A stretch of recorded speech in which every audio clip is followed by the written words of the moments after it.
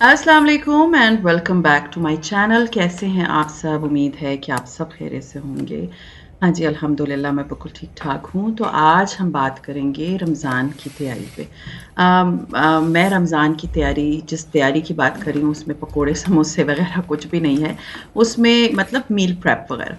मैं बात करूँगी आज वो रमज़ान की तैयारी जो कि हम अपनी जिस्मानी और रूहानी तौर पे करते हैं ताकि हमारी बॉडी साफ़ हो, क्लींज़ हो। जब हम रमज़ान स्टार्ट हो तो हम प्रिपेयर्ड हों प्रॉपरली। तो उस प्रिपरेशन में मैं पिछले 2-3 साल से जो कर रही हूँ वो इंशाल्लाह ताला मैं आज इस व्लॉग में आपके साथ शेयर करूँगी। हाँ जी, मील प्रेप भी करूँगी बट वो इस व्लॉग में नहीं होगा, वो आने वाले कुछ व्लॉग्स में मैं आपके साथ ज़रूर शेयर करूँगी।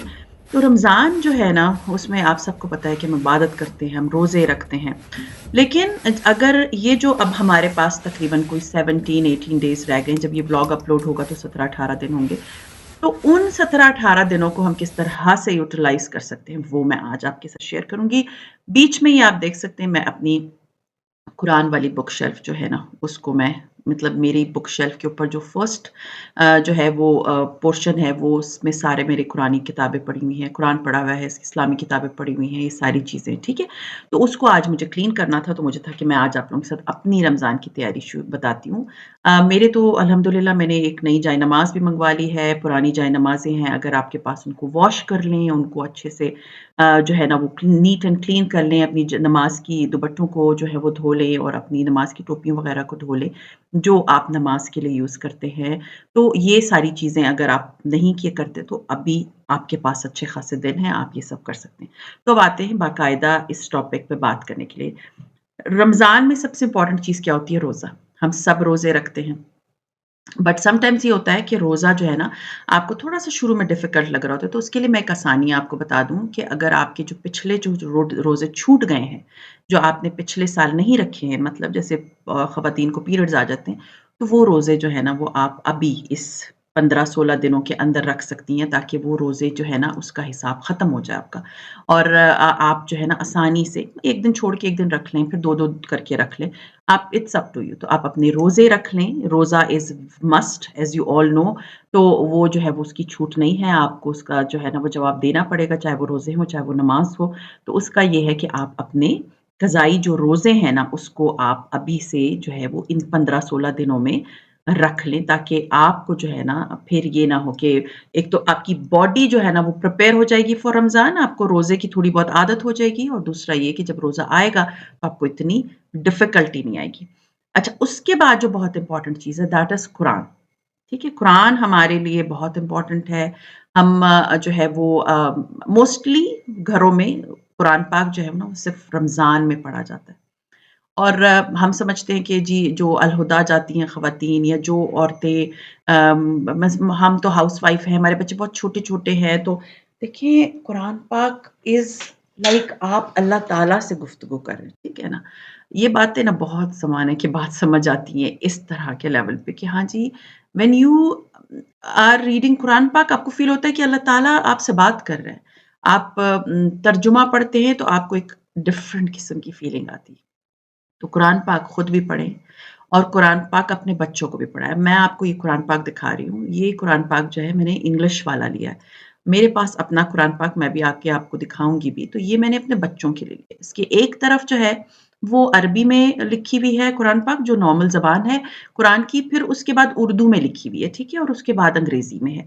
ताकि अगर आपके बच्चों को तर्जुमा उर्दू में नहीं समझ आ रहा कुरान का, अरबी में, तो वो उसको इंग्लिश में रीड कर सकते हैं। तो ये कुरान पाक आप जब भी किसी भी स्टेशनरी की शॉप पे जाएँगे, बुक स्टोर पे जाएँगे, तो आप उनको कहें तो वो आपको दे देंगे क्योंकि बच्चे इंग्लिश मीडियम होते हैं तो उनको थोड़ा डिफ़िकल्ट होता है ना थोड़ा पढ़ना, तो ये आसानी उनके लिए हो जाएगी। तो कुरान पाक का ये मैं क्या करती हूँ कि और मैं आपके साथ ये शेयर इसलिए भी कर रही हूँ कि कोशिश किया करें कि हर रोज़ डेली बेसिस पे, अभी जब ये दिन है, तो उसमें जो है ना आप कुरान को जो है, वो पढ़ना शुरू कर दें तकरीबन 1 रुकू पढ़ लें डेली बेसिस पे फज्र की नमाज़ के बाद और उसके बाद आप हर नमाज़ के बाद अगर 1-1 रुकू पढ़ेंगे तो आपका बहुत अच्छा कुरान जो है ना आप वैसे भी पूरा साल आपका बहुत आराम से कुरान पाक ख़त्म हो जाएगा और आपको कोई ये नहीं होगा कि आपने कुरान पाक को ग़िलाफ़ में बंद करके रख दिया और उसके ऊपर मिट्टी की लेयर्स आ रही हैं।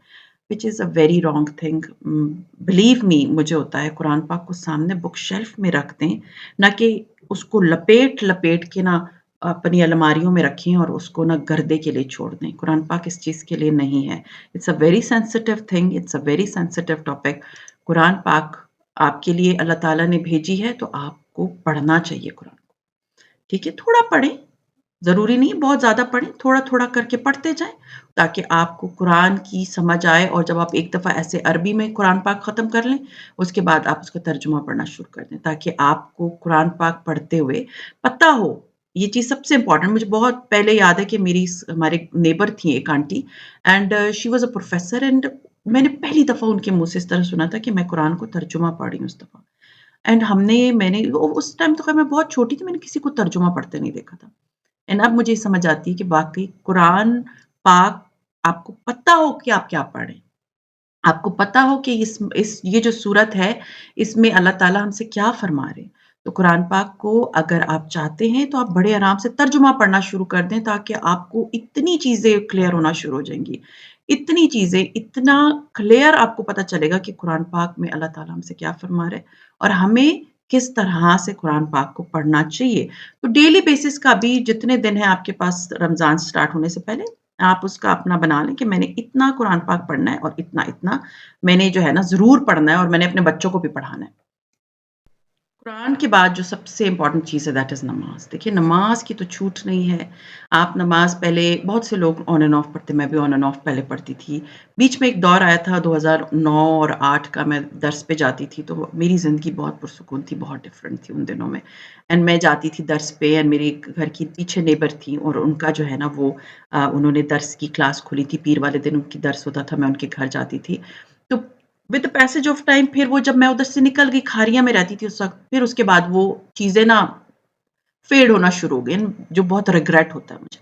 बट अल्हम्दुलिल्लाह, अल्हम्दुलिल्लाह अब ये है कि मैं नमाज़ पढ़ती हूँ, मुझे मेरे दिल को तसल्ली होती है कि मैं नमाज़ पढ़ रही हूँ, एंड एक जो सुकून होता है ना, वो मुझे मिल रहा होता है, और मैं हमेशा कोशिश करती हूँ फज्र की जैसे नमाज़ पढ़ ली, उसके बाद मैं यासीन पढ़ पढ़ लेती हूँ। यासीन ये है कि मुझे तो बिल्कुल ऐसे लगता है मुझे ज़बानी याद हो गया। आप डेली बेसिस पे अगर फज्र के टाइम या मगरिब के बाद जो है ना यासीन शरीफ पढ़ेंगे, तो आपको एक तो घर में बरकत होती है, आपके वक़्त में बरकत होती है। ट्राई किया करें सुबह, मेरी सीरियसली आँख खुल जाती है सुबह। अलार्म मेरा होता है 6:15 या 6:20 का, तो मुझसे मेरी ना उससे 5 मिनट पहले आँख अल्लाह ताला खुद ही खोल देता है। तो मैं उठती हूँ, वज़ू करती हूँ, नमाज़ पढ़ती हूँ, और फिर उसके बाद आप पंचसूरा पढ़ लें, कुछ भी पढ़ लें, टीवी पे लगा लें। मेरी आदत है, मैं ये करती हूँ। तो मुझे इतनी तसल्ली होती है कि मैंने अपने दिन का आगाज़ ना बड़ा खूबसूरत कर लिया है, जो कि पहले नहीं था। मैं अपनी मिसाल आपको इसलिए दे रही हूँ कि ये सारे दौर से मैं गुज़र चुकी हूँ। ये सब कुछ मैंने किया हुआ है कि मैं नहीं पढ़ना, और नमाज़ की भी बीच में पढ़ा, कभी छोड़ दिया। लेकिन अभी मुझे होता है नहीं, मैंने टाइम नहीं वेस्ट करना इन सारी चीज़ों में, मुझे अपना नमाज़ पढ़नी है, मैंने अपना रोज़ा रखना है, मैंने अपना सिपारा पढ़ना है। ये ज़्यादा इम्पोर्टेंट चीज़ें हैं, और अपना जो है ना, आप कोई भी काउंटर ले लें, आप अपने जो है अल्लाह का नाम लें, आप तस्बीह पढ़ें, जो कि बहुत ज़रूरी चीज़ें होती हैं आपकी ज़िंदगी में।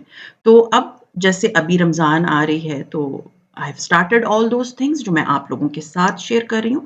और एक और चीज़, दौरा कुरान। दौरा कुरान जो है ना, वो मैंने, मेरी फ्रेंड है, 2 फ्रेंड्स हैं, वो बहुत लाइक दे आर इंटू अल हुदा। तो मैंने उनसे पूछा, तो उन्होंने मुझे कहा दौरा कुरान स्टार्ट होगा, और उन्होंने मुझे उनका लिंक भेज दिया। मैं नीचे लिंक शेयर कर दूँगी। आप लोगों को अगर करना है तो ज़रूर कर लें, अदरवाइज़ नहीं है तो देखिए, टीवी पे आता है, यूट्यूब पे जो है वो डॉक्टर फ़रहत हाशमी की पूरी कह सकते हैं कुरान पाक का दौरा कुरान है।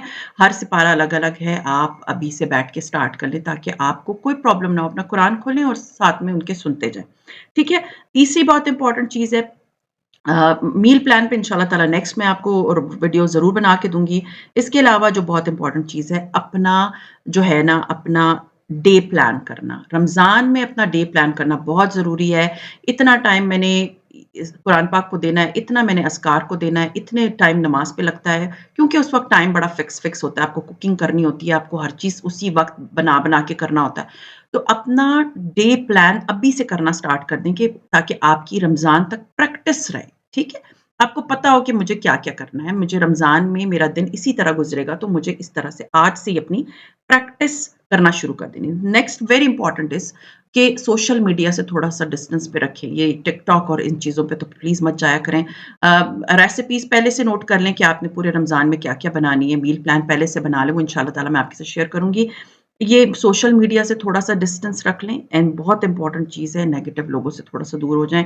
رمضان میں کالوں سے دور ہو جائیں، جی کال ہو رہی ہے، اس کو فون ہو رہا ہے، اس کو بھی نماز سے نکال دیا، اس کو بھی قرآن سے نکال دیا، خود بھی جی ٹائم پاس نہیں ہو رہا، آپ نماز پڑھیں کیونکہ یہ ایک مہینہ سال میں ایک دفعہ آتا ہے۔ تو اس کو دوسروں کو نہ دیں، وہ ٹائم فضول باتوں پہ نہ ویسٹ کریں، اپنے آپ کو دیں، اپنی قبر کے لیے دیں تاکہ اللہ تعالیٰ آپ کے لیے آسانیاں پیدا کریں۔